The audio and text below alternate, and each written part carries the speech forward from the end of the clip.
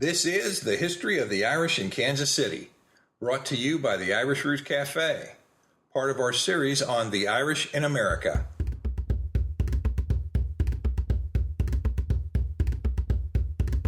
Today we talk with William S. Worley, consulting historian, Episode 2, Irish Founding Fathers, Donnelly and Pendergast, when Ireland met Kansas City.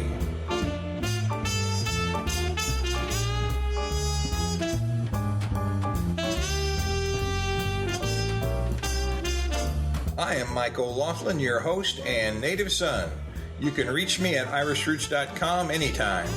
That's where all of our Irish podcasts and resources can be found. Keep in mind that I'm always looking for a good interview for the Irish in Missouri, and for that matter, anywhere in the world. St. Louis is coming up soon, and after this series of shows on Kansas City, that is. And it's up to you folks. Just let me know where you want to go next. Australia, Canada, England, California. Call me at 816-256-3360 and leave a message of any sort. Take a look at the Irish Roots Cafe webpage if you get the time. You can find a book, search for your family tree for free, or even become a member. It all goes to keep things rolling in the right direction here. You can surely get there from here by going to www.irishroots.com. And remember to check the show notes on our blog for this episode while you're there. We got some good stuff coming up in future episodes too, folks. Some old Irish families in Kansas City. We'll have next week, well, at least I've asked Michael Burke to drop by the cafe. He has a very distinguished Irish line that goes back as early as I have found so far, at least for these interviews. And we can even thank his Burke family every time we drive downtown. Be sure to listen in for that one. And coming up after that, we've got the oldest Irish business in North America based right here, and the KC Irish songs that time forgot. Irish Mile Mine is one of them, written, composed, and directed right here in old KC, and forgotten for nigh on to 100 years now. We'll have a special performance by Peter Adams before it's all over. Now let's get back to it. Here's our interview with William Worley, who met up with us at the cafe just a few days ago. I see now. Bill's right over there. That's Bill Worley. He's promised to talk to me today. He's probably one of the most educated people I know on the history of Kansas City, and I think he might be able to point us in some directions to explore the history of the Irish in Kansas City. Who knows what dates or what years, but we're going to find out. I'm going to ask him. And I made sure he got some food over there at the table first, so he was in a good mood when he got here. You can't just expect people to give this information for nothing now. Bill, come on over, have a seat.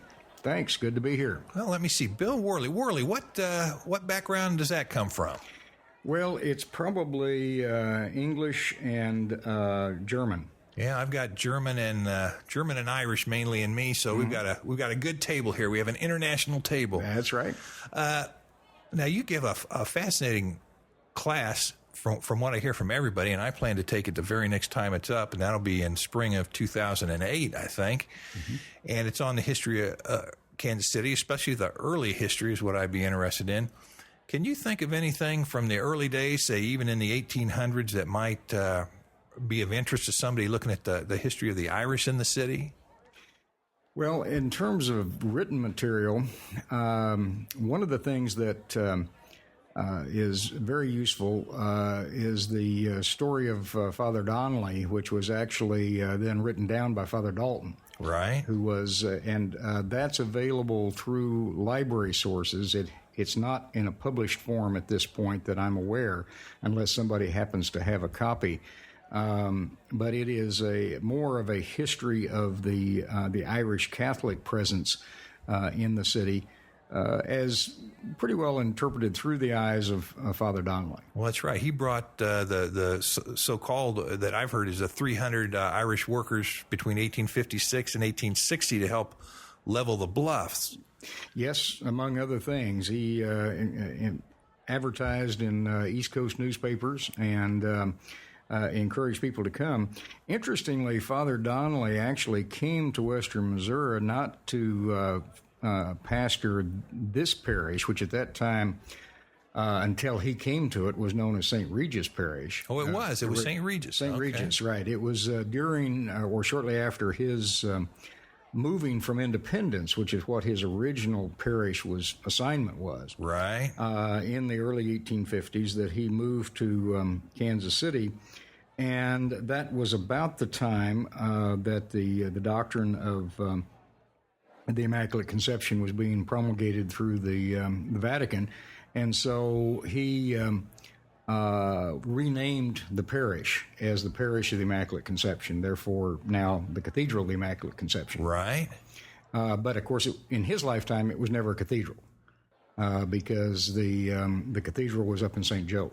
That's right. Well, and he was known as the pioneer, the oldest priest in the West. In some of the reports I've read, they gave him that That's name. probably more honorary than actual, but nonetheless, he was definitely a key figure because, especially in his days in Independence, not only would he pastor in the county seat of Jackson County, but he would roam over all of western Missouri and into Indian Territory, which is now Kansas, and right.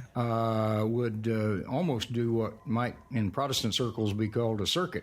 Now, they said he was friends with the Reverend Hogan. Yes. James Hogan, who of course started the Irish Wilderness down in southwest Missouri, and had some circuits of his own. And those are probably the two biggest names I remember, from way back when with the Irish in the church. Outside of St. Louis, I think they would be the biggies, yes. What about Shannon Dry Goods that was started up? Is that the same Shannon who was the mayor, an early mayor? Yes, that out of the same family. And the dry goods business, of course, was an important one. Basically, we would say, as far as dry goods, what they were doing was selling cloth. Right. Mostly woven cloth that was bought in bolts. But it could include ready-made materials like towels and things of that sort. Right. But it was primarily a cloth business, but not clothing, usually, even though we would think of it in that respect. But dry goods was usually the raw material rather than the finished item. And they were sure up by the 1860s for sure. I don't know when it actually started. But is that the same Shannon that gets involved with the Pendergas and Shannon? No. In the 30s, a different Shannon. Different Shannon. The Shannon of the goat faction, of the rabbit faction, right, was out of a different family, and I don't know his lineage, although he came to Kansas City apparently in the 1880s and is certainly active politically from the 1890s forward. His ascendancy, so we're talking about Joe Shannon in this case, his ascendancy is pretty much parallels that of Jim Pendergast, but then overlaps and carries through the entire, or almost the entire, Tom Pendergast era as well. Right. Are there any other big names in the 1800s that just come to mind? Was there a sheriff once that had ivory-coated revolvers, a couple of six-shooters he was carrying around? I remember a story about that, but I have never documented it. Well, there are a number of stories about folks passing through, Wild Bill Hickok, Wyatt Earp, a number of others that seem to have probably lighted here from time to time before moving on and gaining most of their notoriety someplace else in that period.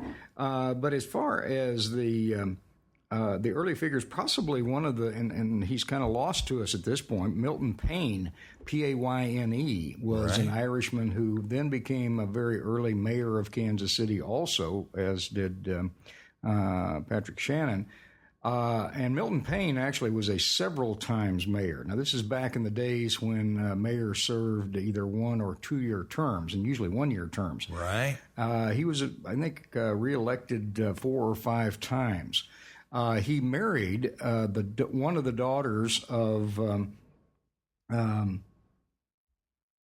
Gabriel Prudhomme, who was a Frenchman, and whose farm then ultimately became the town of Kansas. And so Milton Payne, by marriage, is tied into some of the very earliest settlers as far as Kansas City are concerned. Yeah, I was reading at one little feast they were having, I think it was on St. Patrick's Day, they stopped and they said, let's give a salute to all the early settlers from France who started this town. Mm-hmm.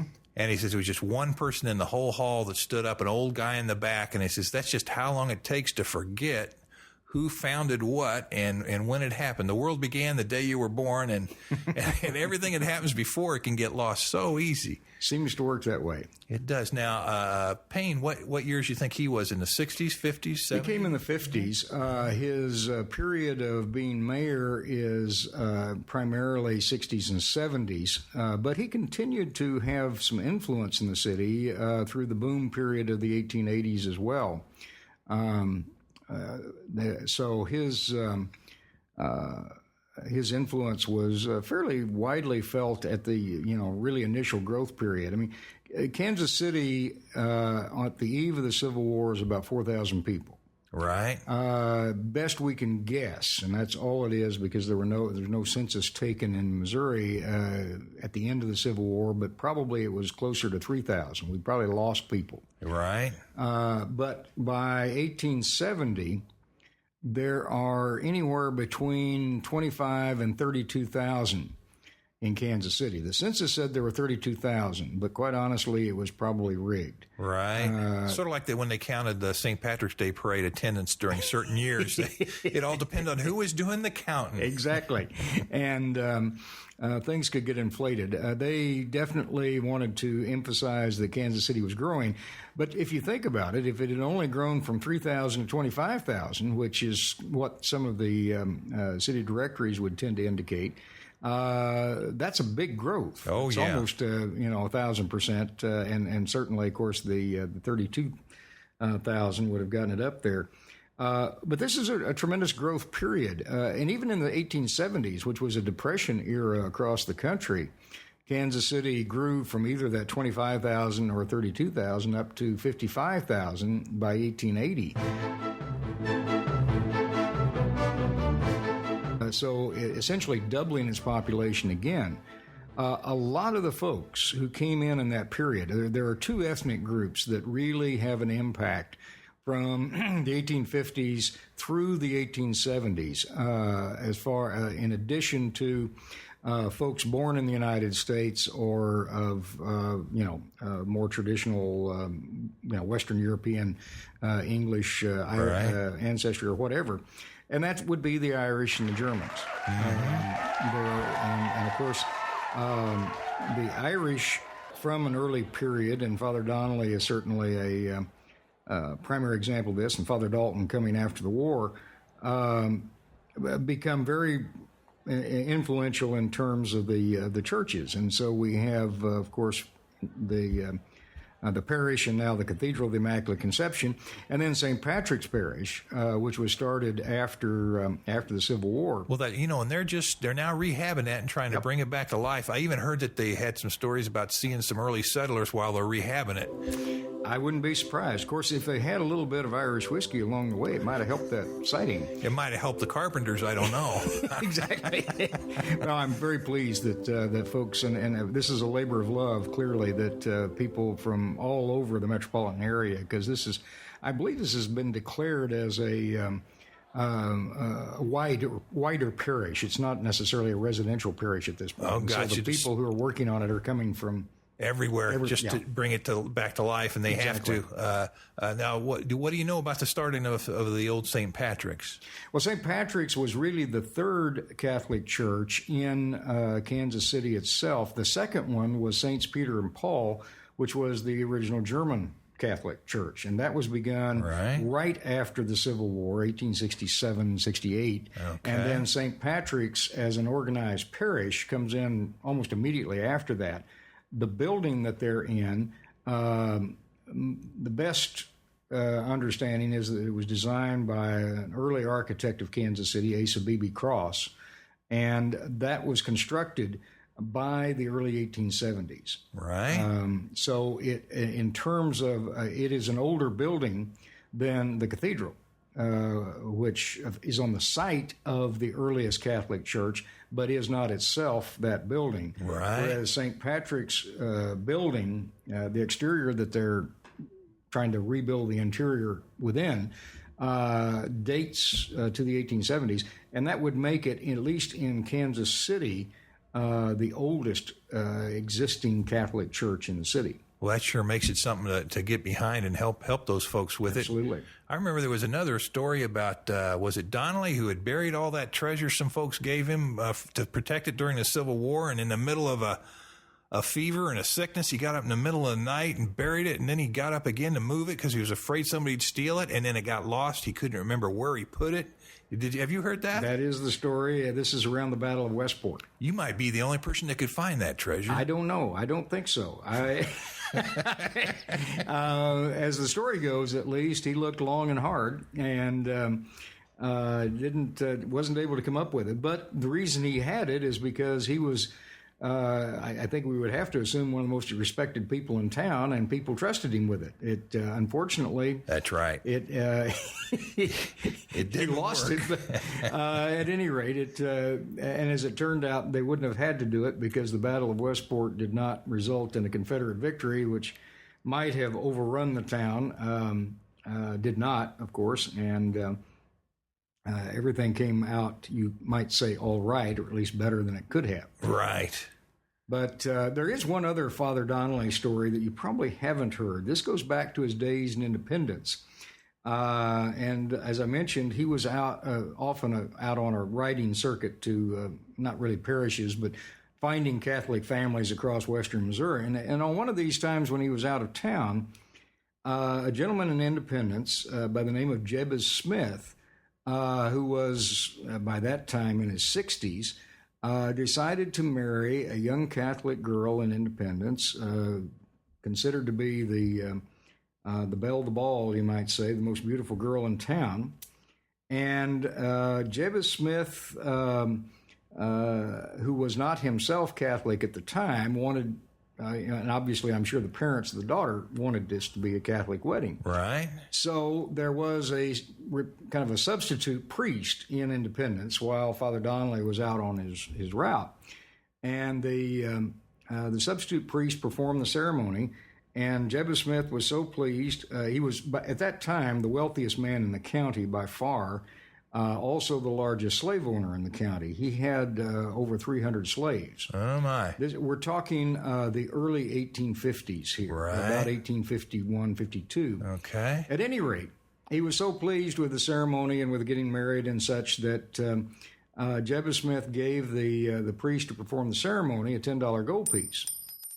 Well, when Father Donnelly came back, he was most upset. He hadn't seen a $10 gold piece in the local collection ever.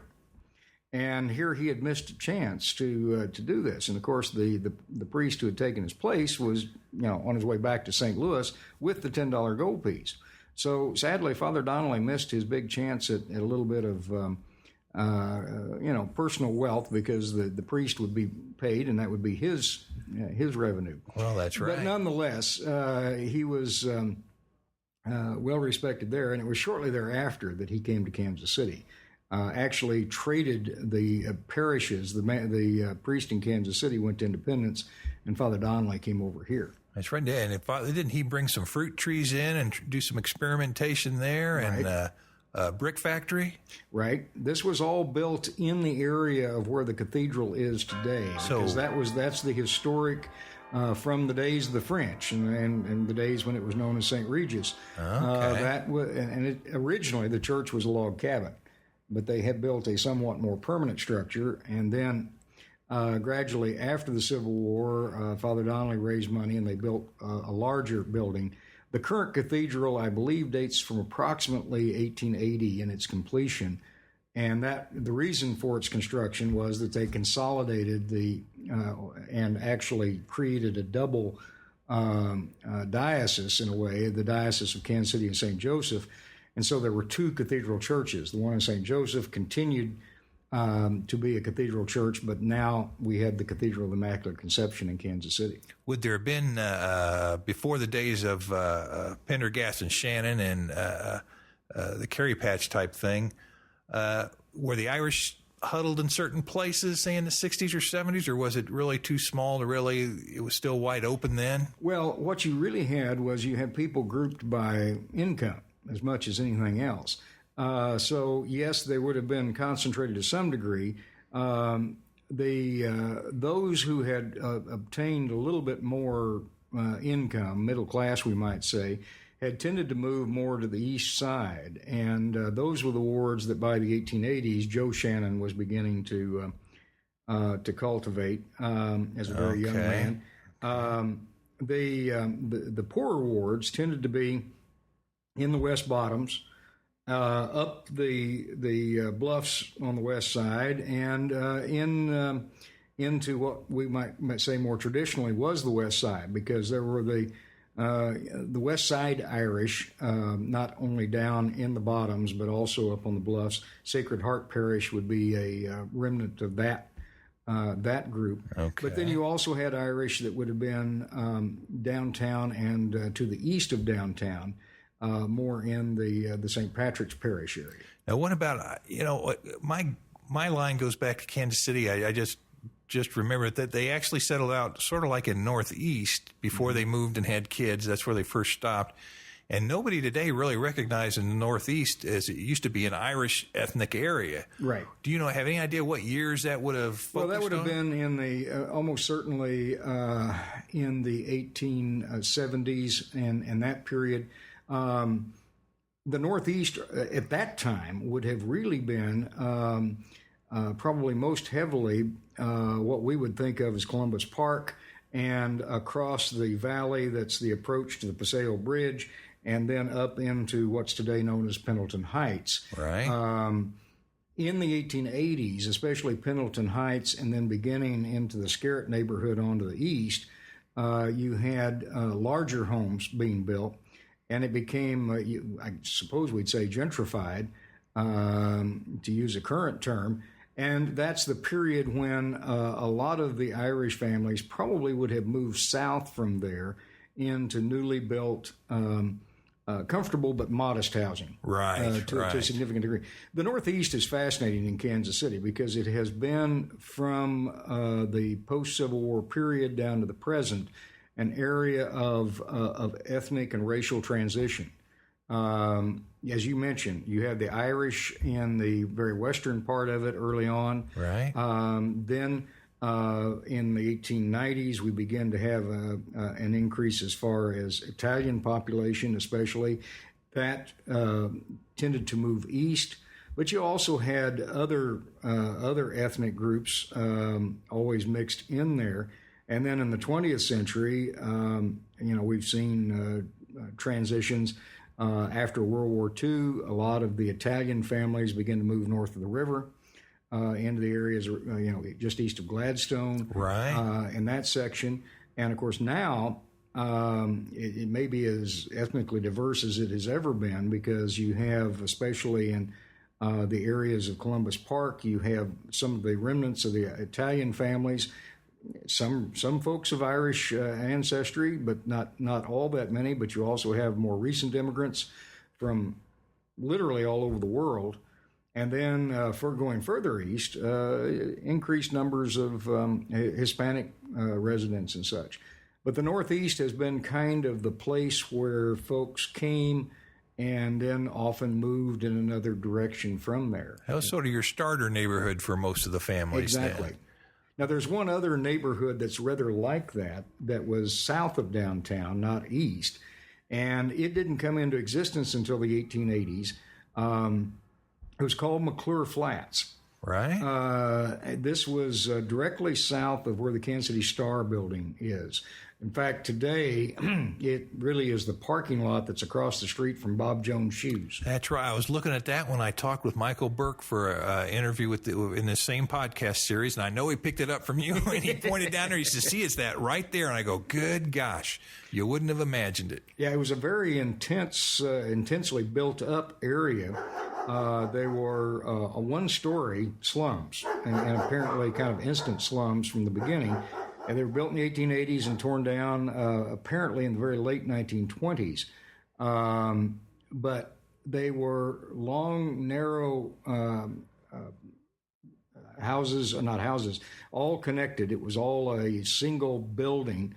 And essentially, you'd had doors and windows in the front, and you had a back door and no side windows. So they did actually put in some skylights to kind of meet the air requirements, which were pretty minimal in those days. Oh, yeah. No indoor plumbing, of course. You'd have been out back for the necessities and also for the water because it would just had spigots out there. But it was well served in one respect, because down at the south end, in a building that still stands, it's now, I think, a law firm, there was what they called in those days a brewery depot. I believe it was Dick Brothers, if I'm not mistaken, but they would bring in very large barrels beer that had been brewed somewhere else.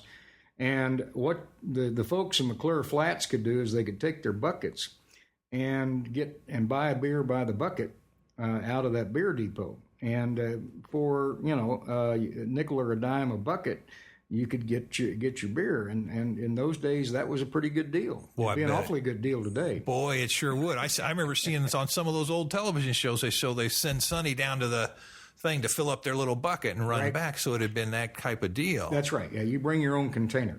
Now, in history, is that referred to as the Flats or McClure or just? Well, it's kind of disappeared. It doesn't appear in very many historical accounts. There is actually a photograph of it that when the Kansas City Star put together their book, Kansas City: An American Story, they dug out a photograph that gives you a kind of it's blurry, so it's not real clear, but you can get a little sense of what it looked like. But it covered an entire city block between 19th and 20th, and between Grand and McGee. It also extended a little bit north of 19th, about halfway into that block. Right. But it was just solidly built up. There was, and you had probably the most intense, residential situation that you had anywhere in the city. And it was another place that sort of people would move because it was very inexpensive. And they'd live there for whatever, often a few months or a year, and then they'd move out because it wasn't a real desirable place. Well, yeah, I think we've got a good picture of that. Now, Kansas City was a pretty wide open town at one point. They had gambling was legal, wasn't it? Well, it was legal off and on. It was practiced, I think, on. Yes, continuously in that respect. But what was legal and what wasn't varied from time to time. But quite honestly, from the 1850s into the 1940s or to the end of the Pendergast era in the late 30s, gambling was pretty much available, and liquor was always available. Right. Even during national prohibition, they were a little more careful about it, but. The fact is that the local authorities did not enforce prohibition. If there was enforcement, it was generally done through the federal authorities, and they were hit or miss in that period. So Kansas City, and of course one of the things that made Kansas City more attractive to a lot of people was that Kansas, from the 1880s to the 1980s, practiced some sort of dry restriction as far as alcohol. Supposedly bone dry from the 1890s, until well after federal prohibition ended in 1933. The advantage that gave to Kansas City is we were the closest spot to most anywhere in Kansas, and so people would come here to wet their whistle. Yeah, that's right. I remember when I was a kid, there was the blue laws in Kansas City, and we had to go to Kansas to get beer on Sunday, or my folks did. Right. And, of course, the beer they would have gotten on Sunday in Kansas would have been 3-2. That's exactly right. I just read last week they came out with a 3-2 version of Guinness, which, like, the original is 7 and the new one is like 4.2, and they've come out with a lighter version of Guinness, so I thought... I don't know why they would even bother. That's exactly right. It's not going to... I don't think it'll change a thing. I don't think so. Speaking of Guinness, I happened to be in Washington, D.C. area last weekend visiting our son and his family, and we had gone, this was on Mother's Day morning, we'd gone to pick up some donuts for his wife, who is a donut hound. Skinny as rail and likes donuts. I can't figure it out. But anyway, we were coming out, and I noticed on the ground a Guinness bottle, an empty Guinness bottle, and I don't know that I've ever seen. Guinness bottles normally stay in the bars, but apparently maybe this is the new 3-2 variety that I was seeing on.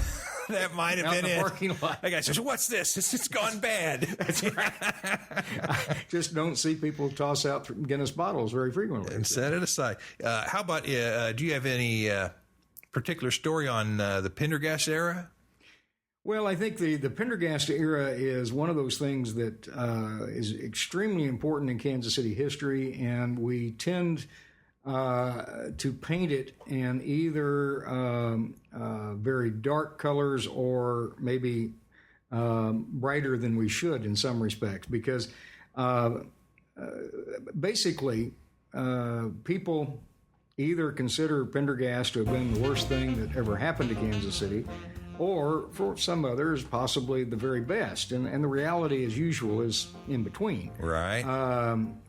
Pendergast certainly, was important in terms of getting things done in Kansas City, especially between the mid-1920s and his downfall in 1939. If you wanted to get something accomplished in the city, best place to go was 1908 Main Street. Well, I heard he worked real closely with all the other ethnic groups, too, to keep everybody happy. And that's one reason he succeeded for so long, is that he did take care of people's needs, although it might not have been in the democratic fashion that we're sort of used to. It was democratic. The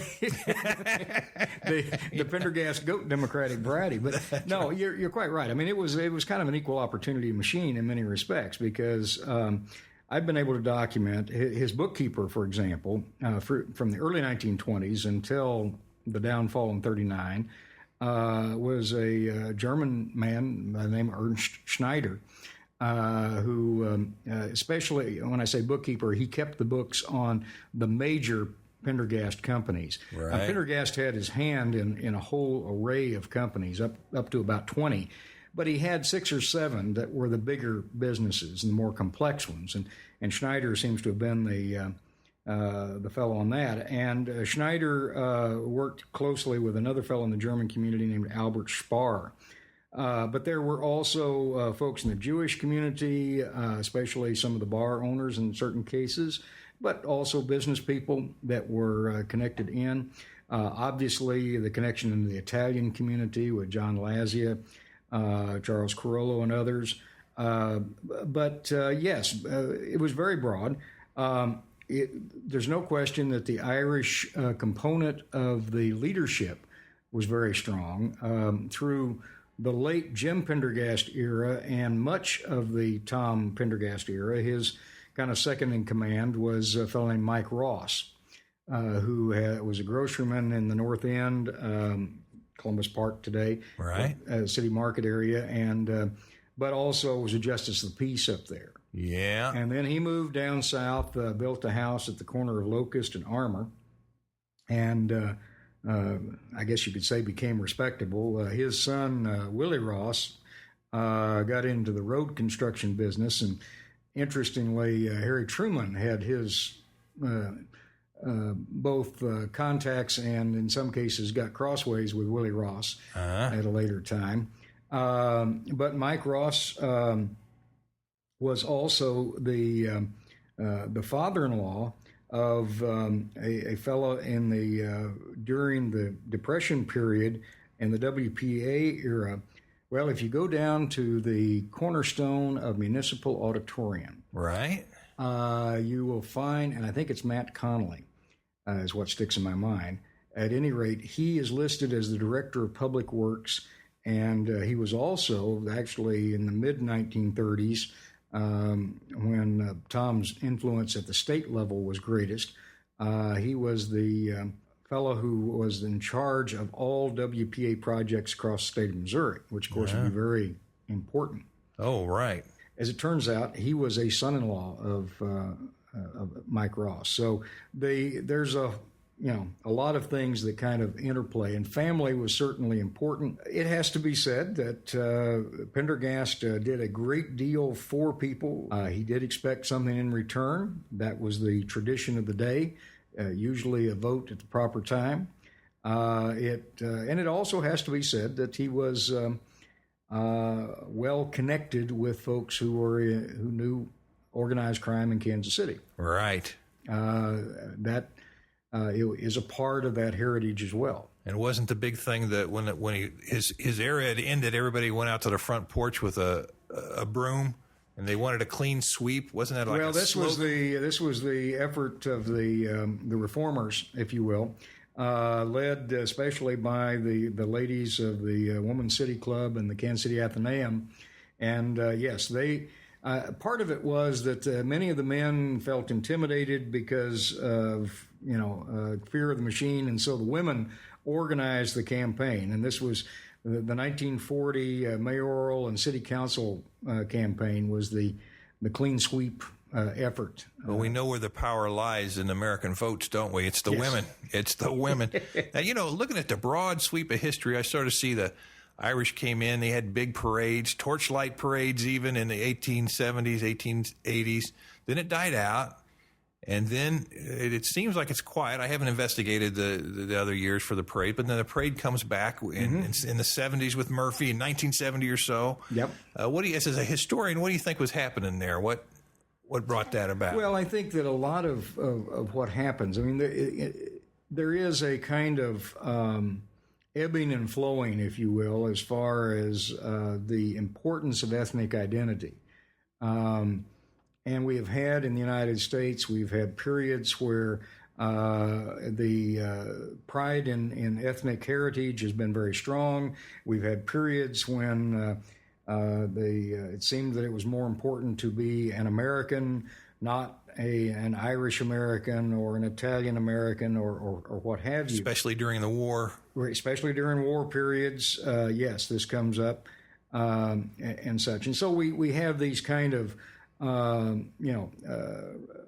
different kinds of things. I think what we've seen, especially since the 1970s, is a greater degree of feeling that ethnic heritage is okay. It is something that, and it's something that actually people who have a traceable lineage in a particular ethnicity, like Irish, have probably been more interested in tracing that out than many others. And that's I think that's a very good thing. I think we have always been a nation of folks whose ancestors came here from someplace else, for the most part. American Indians would probably have a much longer lineage of having been here before there might have been somebody coming from someplace else. Oh, that's right. We don't want to guess to where that might have been because there's a lot of controversy over that. There is indeed. And different stories that have been handed down in those traditions as well. But I think the thing is, we have much in common as Americans, and we have things to pull together with. But we also have these various ethnic heritages, and we have much to learn from that. Well, I tell you, once you learn your heritage, there comes a point where you can only study your own stuff so long. And then you start saying, "Boy, those Italians are having a nice festival over there," or "I'd like to have some polpatizza bread." And actually, it's a way to appreciate everything by just starting off with your own and then spreading out and saying, "Boy, isn't this nice that we combined it all to make America?" Right.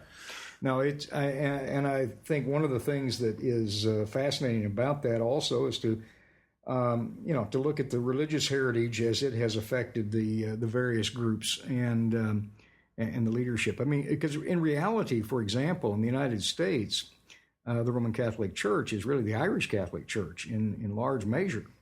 And there are, historical reasons behind that, both locally and nationally.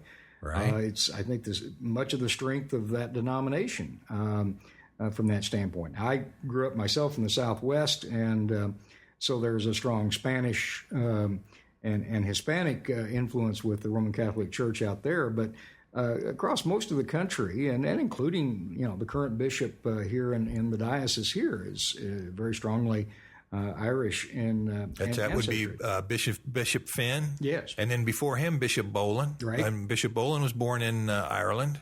Right. We have a long a tradition of that, and I think it makes for a very interesting dynamic as far as how things play out in the United States, and I have a feeling will for some time to come.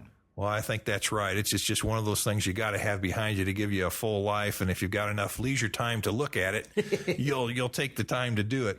Well, right. Is there anything else you'd like to leave us with just before we sign off? Any thoughts or any way, if you want people to contact you, or if you don't, you can make them come through me. Go right ahead. Well, I'm an adjunct professor of history at UMKC and teach courses that are offered through the history area, but also through the PACE program at UMKC. And so I could be contacted either through the history department or the PACE program, which is, I forget what the P stands for, but it's Adult Education program at UMKC.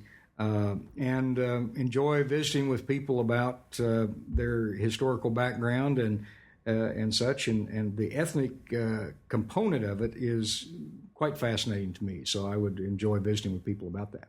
Well, that'd be great. I just hope I want to get my name in on that list before all these people hear about the course, and I go in to sign up and I can't get in because that sounds like a one-of-a-kind thing you just can't get anywhere else. Well, it's an evening course that's been offered, and I presume probably will be on Thursday nights in the UMKC. They call it the winter term, right? But it would be in any place else be the spring term. It starts in January and runs through May. Or into May, anyway. Okay, that sure sounds good. And starts in 2008. That will be the next offering. Well, I'm signing up, folks. If anybody else is there, I'll see you there as long as I'm still breathing. Thanks a lot, Bill. Enjoyed it. They're giving away some free 6-packs of 3-2 Guinness out there.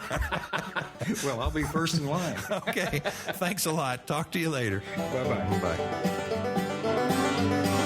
That's all, folks. Until next time, we meet here, right where Ireland met Kansas City, at the Irish Roots Cafe.